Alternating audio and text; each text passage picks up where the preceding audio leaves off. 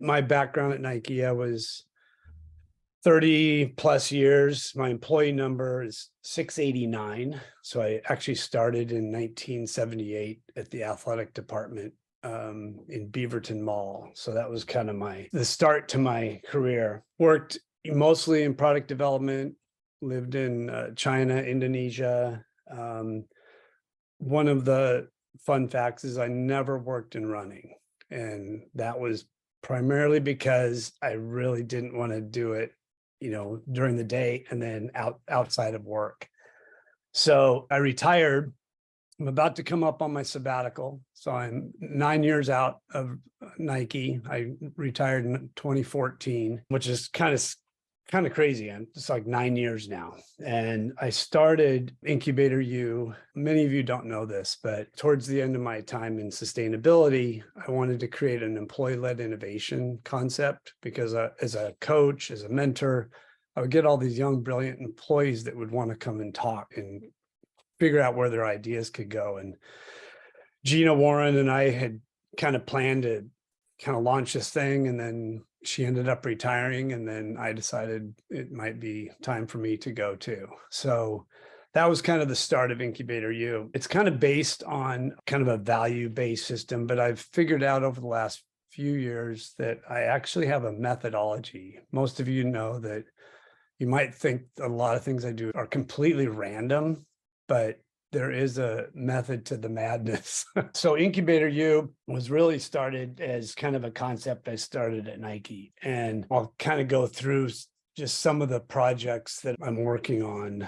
So it's, I have a 5-step methodology, and that methodology, it kind of takes a lot of the things that we learned at Nike. So the imagine piece is create that vision of something that, never seems to be achievable. So working in product development, I'd always work with designers and marketing folks that basically would come up with these crazy ideas. And that was the benefit of working at Nike, is you have this opportunity to dream big. And so I've taken that and translated it into many of the projects I'm working on. You'll see some of them. It works with product, organizations, communities, events, and companies. A lot of things that we did at Nike were, based on our ethos and the values of the company. And so that is also transferable into a lot of the work that we do, that we can take out into the world. I worked a little bit with Franz Johansson right after I retired at the Medici Group.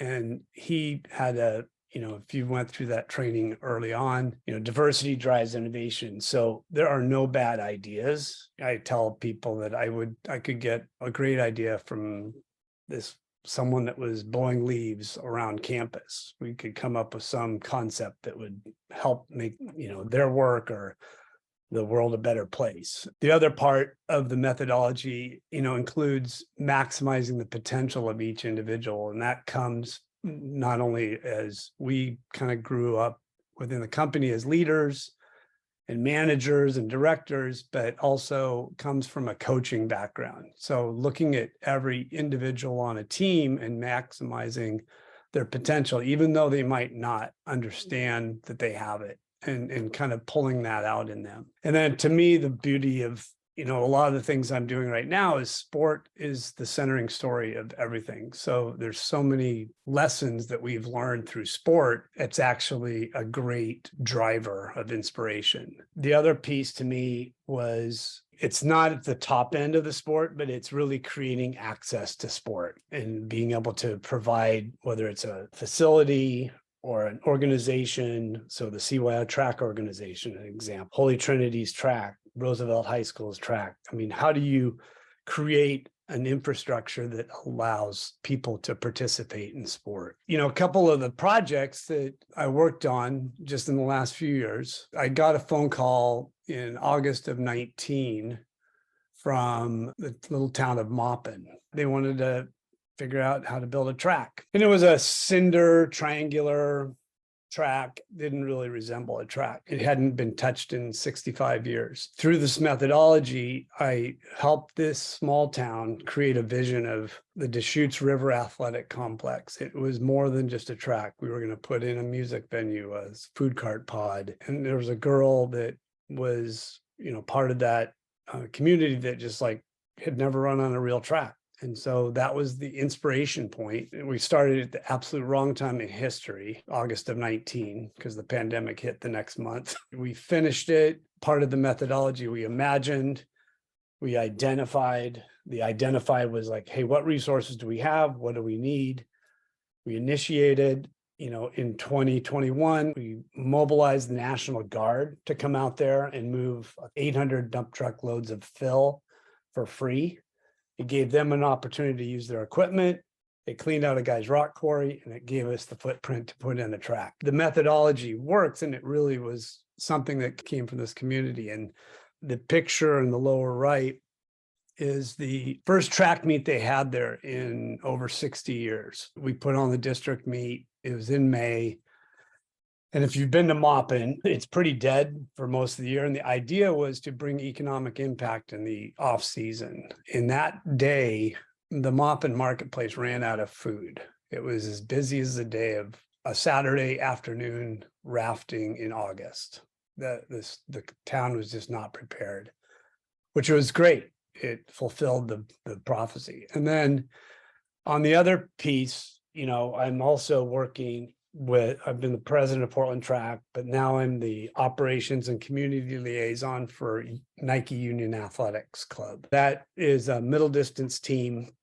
You can see in the pictures, Donovan Brazier, national champion Sinclair Johnson. And I brought them together with the National Guard that moved all that dirt in 2021, and they all went rafting together. So the idea was bringing these elite athletes to these small communities to kind of inspire the future was really, a beautiful way to intersect. Just to show you again, the methodology worked. So this is what that track looked like in 2019. That whole cliffside, basically we filled it in, be able to put in a track on that corner. The other part was the other impact I've used the methodology on is we put on events. We put on a world-class meet during the pandemic up at Mackenzie River. We imagined putting on a pop-up meet with no fans, skeleton staff, put it together. And that you got Raven Rogers handing off to Donovan Brazier in that photo. But 6 weeks after that meet that we put on during the pandemic, the wildfires hit. And so now we looked at ways of how do we bring sport into this community that was devastated. And if you've been up through the Mackenzie River Valley, it was completely incinerated. How do you intersect sport to drive economic impact in these communities? The ethos that I use with IncubatorU is, it's fearless innovation together, which allows you the permission to dream. Love it or hate it. Sometimes at Nike, these are the things that were embedded into us as we help build the company. And this is something that is so valuable to be able to pass on to other communities with that experience that we've had. I tell people like I'm not retired. I actually rewired. So as you can see, I'm incredibly enthusiastic about what I do, but I keep adding things to my plate. So founder of IncubatorU, currently vice president of Portland Track, former president for 6 years, where we kind of grown that organization. As a result of leaning in Mackenzie River, I'm now the president of that organization. So I'm actually looking at working with Tracktown USA and University of Oregon to have them come up and use that as a practice site. I've helped bring the Irish national team there last year for the World Championships. There are Irish flags all up and down the Mackenzie River Valley. Current community liaison in operations for Nike Union Athletics. We're putting on a meet. I'm heading up to Spokane right after this call for the Lilac Grand Prix. It's an indoor meet. I'm putting on a community event tomorrow. I'm currently working on projects in Maupin, Blue River, Roseburg, Yonkawa, and Sydney, Australia. That again is just, it allows the IncubatorU methodology has the ability to kind of connect all these things. I have it circular for a reason. You have the imagine, the identify, which is your personal resource map. You initiate, which is you just do it.